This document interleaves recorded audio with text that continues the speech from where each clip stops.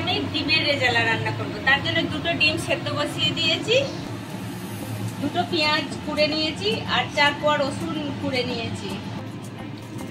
এতে দুটো কাঁচা লঙ্কা, ছোট চামচের 1 চামচ পোস্ত, আর এই দেখুন 4-5 কোয়া কাজু বাদাম আর একটুখানি চারমগজ নিয়েছি। এবার আমি এগুলোকে সুন্দর করে বেটে নেব।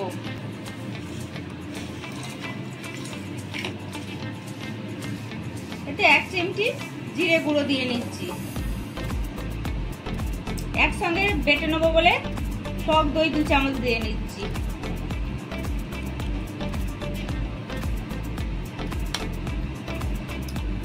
এটা আমি সুন্দর করে বেটে নিয়ে আসি। এই দেখুন সুন্দর করে বেটে নিয়ে এসেছি। ডিমগুলো আধখানা করে কেটে নিয়েছি। এবার আমি এটা ভেজে নেব। ডিমের উল্টো পিঠগুলো দেবো।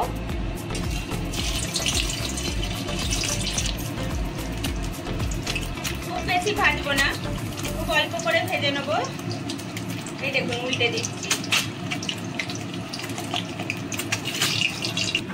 এই দেখুন তুলে নিচ্ছি, আর বেশি ভাজবো না।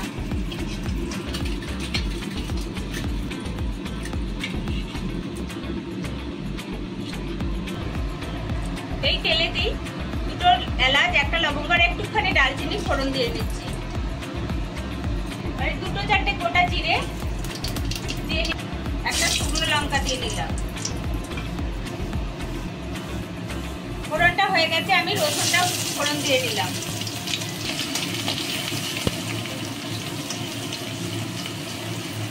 এবার পেঁয়াজ বাটাটাও দিয়ে নিচ্ছি আমি।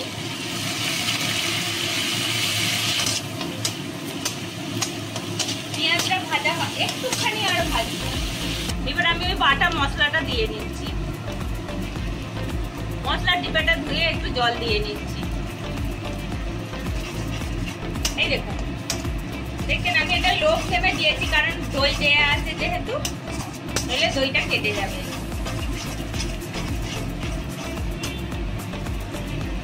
পরিমাণ মতো নুন দিয়ে নিলাম। টকটাকে ব্যালেন্স করার জন্য 2-4 দানা চিনি দিয়ে দিলাম।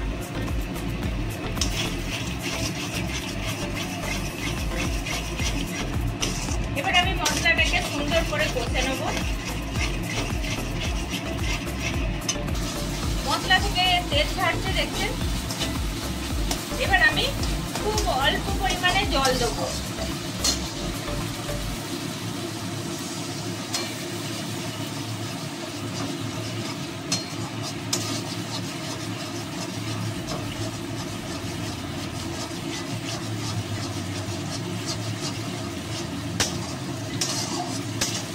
জলটা দিয়ে কষে নিচ্ছি।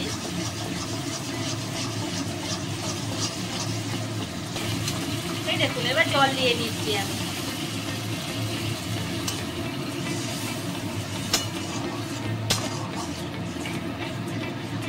আর জল দেবো না। এবার এটা ফুটে উঠলে ডিমটা দিয়ে দেবো। ঝোলটা আমার ফুটে গেছে, এবার আমি ডিমগুলো দিয়ে নিচ্ছি।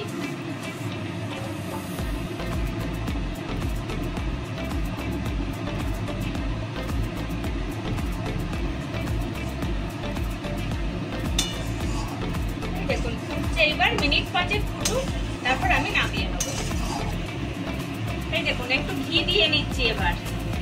এবার আমি নামিয়ে নেব।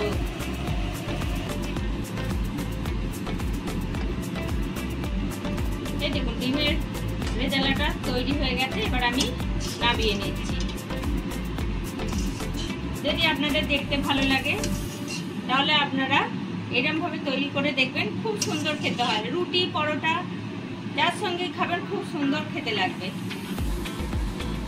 যদি দেখতে ভালো লাগে তাহলে একটা করে লাইক করে দেবেন, শেয়ার করবেন, কমেন্ট করবেন আর সবাই মিলে সাবস্ক্রাইব করবেন।